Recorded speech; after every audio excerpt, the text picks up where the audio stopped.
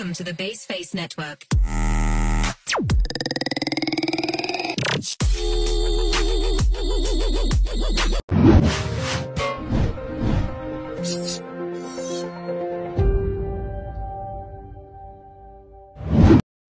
Assalamualaikum warahmatullahi wabarakatuh.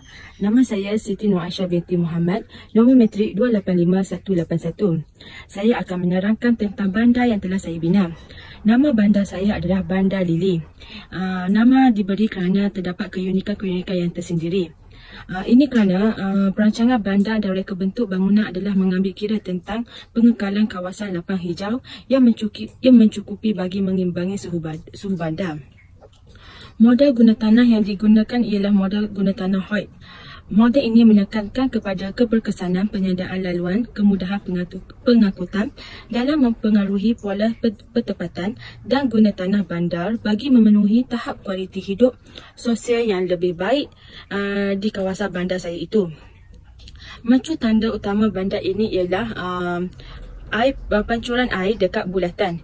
Ini menandakan bahawa bandar ini berada dalam keindahan alam yang baik. Ekonomi teras dalam bandar ini ialah sektor perkhidmatan. Ini kerana bandar ini dilengkapi dengan pelbagai kemudahan dari segi kesihatan, pendidikan, keselamatan dan banyak lagi. Dalam bandar ini terdapat kawasan hijau di setiap sudut bangunan kerana ia sangat diperlukan bagi mengurangkan kenaikan suhu bandar ini. Malah kawasan kompleks pendidikan, kesihatan, keselamatan dan lain-lain di sekitar bandar ini dilengkapi dengan kehijauan dengan pendanaan pokok yang bersesuaian.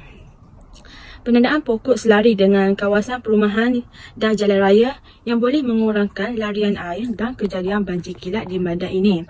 Setiap pokok dan kawasan hijau yang terdapat di bandar ini mampu membantu pengurusan keperluan haba di bandar raya.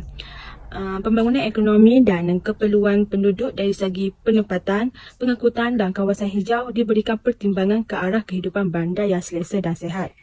Di bandar saya ini juga terdapat pelbagai jenis aktiviti yang berlaku setiap hari. Antara perkara yang boleh didapati di bandar ini ialah dari segi infrastruktur. Bandar ini mempunyai prasarana seperti jalan raya dan kemudahan pengangkutan awam untuk memudahkan masyarakat dalam pergerakan seharian. Terdapat juga pelbagai jenis kediaman yang turut dibina di bandar ini, termasuklah rumah kediaman hingga ke prasapuri dan bangunan tinggi.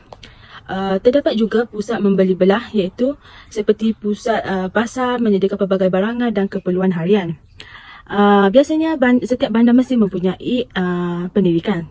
Ia juga terdapat di bandar saya juga iaitu mempunyai sekolah, universiti dan institusi pendidikan lain untuk menyokong pendidikan dan pembangunan penduduk setempat. Terdapat pelbagai tempat hiburan seperti pusat beli belah, pusat rekreasi yang boleh dikunjungi oleh penduduk-penduduk sekitar dan taman bandar yang menyediakan hiburan kepada penduduk.